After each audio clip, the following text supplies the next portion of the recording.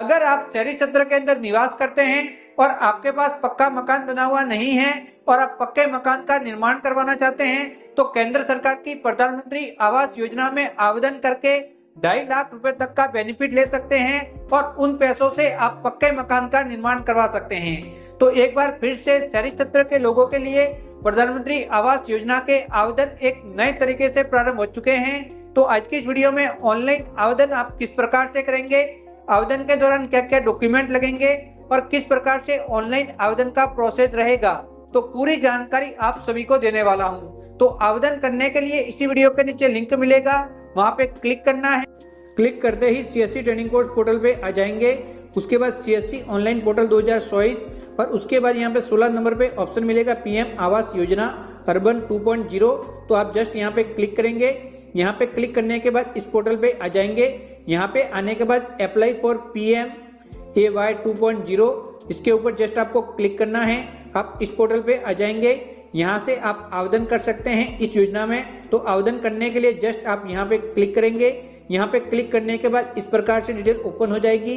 तो सबसे पहले यहाँ पे जो भी इंट्रोडक्शन दिए हैं इसको पढ़ लेना है।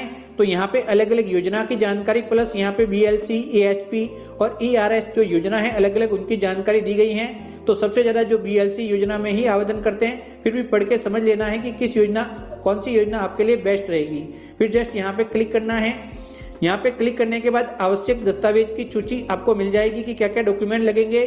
तो जो आवेदन कर रहा है उसका एक तो आधार कार्ड लगेगा, इसके अलावा परिवार के सभी सदस्यों के आधार कार्ड होने चाहिए। जो आवेदक है उसका एक सक्रिय बैंक खाता लगेगा, एक आय प्रमाण पत्र बनवा के लगाना है, एक जाति प्रमाण पत्र लगेगा और एक भूमि का दस्तावेज लगेगा जिस भूमि पे आप निर्माण करवाना चाहते हैं। तो उसके बाद जस्ट प्रोसेस पे आपको क्लिक करना है। उसके बाद आपके फैमिली की जो एनुअल इनकम है उसे आप जस्ट यहाँ पे दर्ज करेंगे। एनुअल इनकम यहाँ पे दर्ज करने के बाद आपको यहाँ पे सिलेक्ट मिशन यहाँ पे ऑप्शन है। तो यहाँ पे एनुअल इनकम आ गई। फिर मिशन के अंदर BLC ले लेंगे। अगर अन्य ASP और ISS में अगर आप एलिजिबल है और आवेदन करना चाहते हैं वो भी ले सकते हैं। उसके अलावा अगर आपके पास पक्का मकान बना हुआ है तो यस लेना है, नहीं बना हुआ है तो आप नो पे जस्ट क्लिक करेंगे। उसके बाद यहाँ पे जस्ट देख सकते हैं पिछले 20 साल में कोई हाउसिंग स्कीम का आपने बेनिफिट लिया है सेंटर या फिर स्टेट गवर्नमेंट का, तो यस वरना फिर नो करेंगे। फिर यहाँ पे क्लिक करेंगे। फिर यहाँ पे अपने आधार कार्ड नंबर और जो आधार कार्ड पे नाम है वह दर्ज करके जस्ट यहाँ पे क्लिक करके जनरेट OTP पे क्लिक करना है। आपके मोबाइल पे एक OTP नंबर मिलेंगे, वह OTP नंबर जस्ट आप यहाँ पे ओके पे क्लिक करके यहाँ पे एंटर OTP वाले सेक्शन पे जस्ट दर्ज करेंगे। वह OTP नंबर दर्ज करने के बाद जस्ट सबमिट पे क्लिक करेंगे। सबमिट पे क्लिक करते ही आपका फॉर्म कुछ इस प्रकार से ओपन हो जाएगा। तो OTP डाल चुका हूँ, सबमिट पे क्लिक करता हूँ। तो यहाँ पे ये सभी डिटेल आपको फिलअप करनी है एक एक करके। कुल 5 भाग है जो कि पहले पूरे एक ही भाग में सभी भाग मिलते थे लेकिन अब अलग है। तो सबसे पहले यहाँ पे पैन कार्ड, यहाँ पे डेट ऑफ बर्थ, यहाँ पे मोबाइल फोन नंबर डालने हैं, यहाँ पे ईमेल आईडी डालनी है। यहाँ पे ईमेल आईडी डालने के बाद जेंडर आपका कौन सा है वह ले लेना है। उसके बाद आपकी मैरिटल स्टेटस ले लेना है, विवाहित, अनमैरिड या फिर सिंगल वगैरह जो भी हैं वह आप यहाँ पे ले लेंगे। वह लेने के बाद यहाँ पे जस्ट आगे बढ़ेंगे। यहाँ पे पिताश्री का नाम आपको यहाँ पे लिखना है। तो यहाँ पे आप पिताजी का नाम लिख लेंगे फादर्स नेम के अंदर। फिर यहाँ पे पिताजी के आधार कार्ड संख्या, फिर माताजी का नाम जस्ट यहाँ पे लिखना है, माताजी के आधार कार्ड संख्या। फिर आपका रोजगार किस प्रकार का, सेल्फ एम्प्लॉय है, सैलरीड है, रेगुलर है, लेबर है। तो किस प्रकार के, ज़्यादातर लेबर ही होते हैं तो मैं लेबर ले लेता हूँ। उसके बाद जैसे ही लेबर लेंगे तो सब लेबर की कैटेगरी आपको यहाँ पे दिखाई देंगी। तो इसके अंदर आप कौन सा काम करते हैं तो वह ले लेना है। तो जैसे कि यहाँ पे दोस्तों देख सकते हैं अलग अलग बहुत सारे ऑप्शन आपको दिखाई देंगे। तो जो भी काम करते हैं वह ले लेंगे। फिर आपका धर्म कौन सा है, धर्म लेना है। उसके बाद आपको यहाँ पे कास्ट कैटेगरी लेनी है, जनरल, ST, SC या फिर OBC से बिलोंग करते हैं। उसके बाद आपसे आपकी शैक्षणिक योग्यता, आपने कहाँ तक पढ़ाई कर रखी है वह यहाँ पे ले लेना है। तो वह मैं यहाँ पे ले लेता हूँ। फिर ये वाला भाग कंप्लीट हो जाएगा। उसके बाद यहाँ पे कुछ एक योजनाएं हैं, यहाँ पे देख सकते हैं। तो आपने इसका बेनिफिट लिया है तो यहाँ पे देख सकते हैं जैसे कि आप आंगनवाड़ी वर्कर हैं या फिर आप स्वनिधि हैं, PM स्वनिधि, निर्माण श्रमिक है। तो वहाँ पे अगर हैं तो यस लेके इसमें से ले लेना, सेम ऐसे कोई भी ऑप्शन जैसे कि PM स्वनिधि बेनिफिशरी हैं, आंगनवाड़ी वर्कर, सफाई कर्मचारी वगैरह PM विश्वकर्मा के अंतर्गत आते हैं तो यहाँ पे यस लेके डिटेल ले लेनी है। अगर आप इन कैटेगरी में नहीं आते तो यहाँ पे नो ले लेंगे। फिर 7 कंटिन्यू पे क्लिक करना है। जैसे 7 कंटिन्यू पे क्लिक करेंगे अगले वाले भाग पे पहुंचेंगे तो यहाँ पे इस प्रकार से फैमिली सदस्य लिखने हैं तो एक सदस्य ऑटोमेटिक आ जाता है। फॉर डेमो में आपको बता रहा हूँ, तो यहाँ पे एक सदस्य आ जाएगा। परिवार के अन्य सदस्य भी आपको यहाँ पे एक एक करके सभी ऐड कर लें। तो आपके परिवार के अंदर जितने भी सदस्य हैं उन सभी को यहाँ पे ऐड करना। तो सबसे पहले नाम, फिर डेट ऑफ बर्थ लिखनी है, फिर जो आवेदक है उससे क्या रिश्ता है वह रिश्ता ले लेना है कि आवेदक से क्या रिश्ता है। फिर जेंडर यहाँ पे ले लेना है, जेंडर क्या है। जेंडर लेने के बाद आधार कार्ड नंबर अनिवार्य रूप से दर्ज करके यहाँ पे क्या काम करता है वो फैमिली मेंबर वह ले लेना है। तो इस प्रकार से एक एक करके सभी फैमिली मेंबर को आपको ऐड करना है।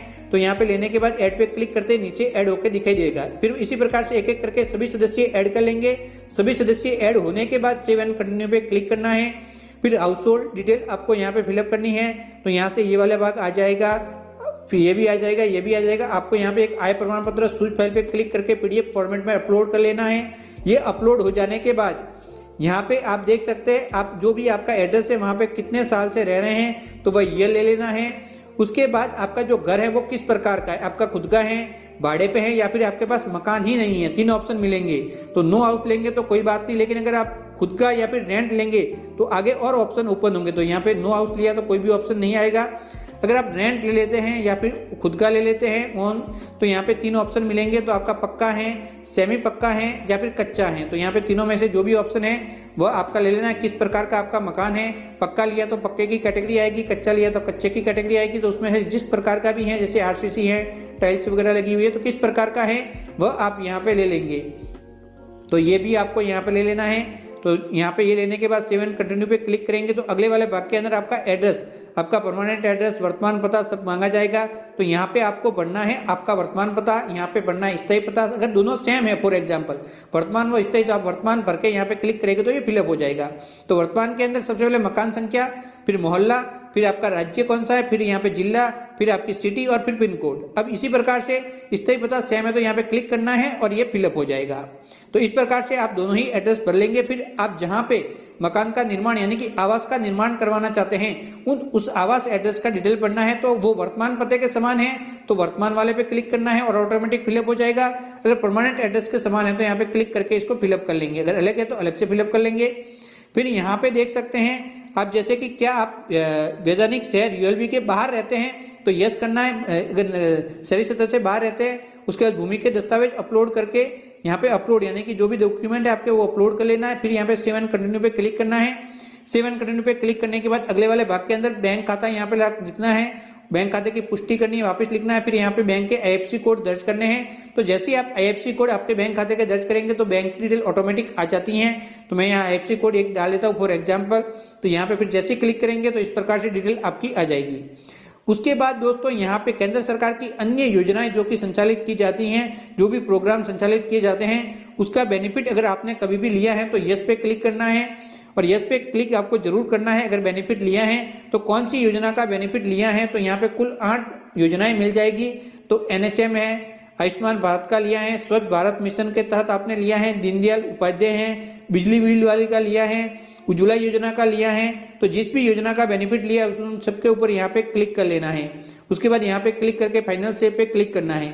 अगर आपने किसी भी योजना का बेनिफिट इनमें से नहीं लिया तो नो पे क्लिक करेंगे और नो पे क्लिक करने के बाद फाइनल सेव पे क्लिक करना है। उसके बाद फॉर्म की जांच करके फाइनल सेव करेंगे और आपको आवेदन क्रमांक मिल जाएंगे, रजिस्ट्रेशन नंबर मिल जाएंगे और आपका काम कंप्लीट हो जाएगा।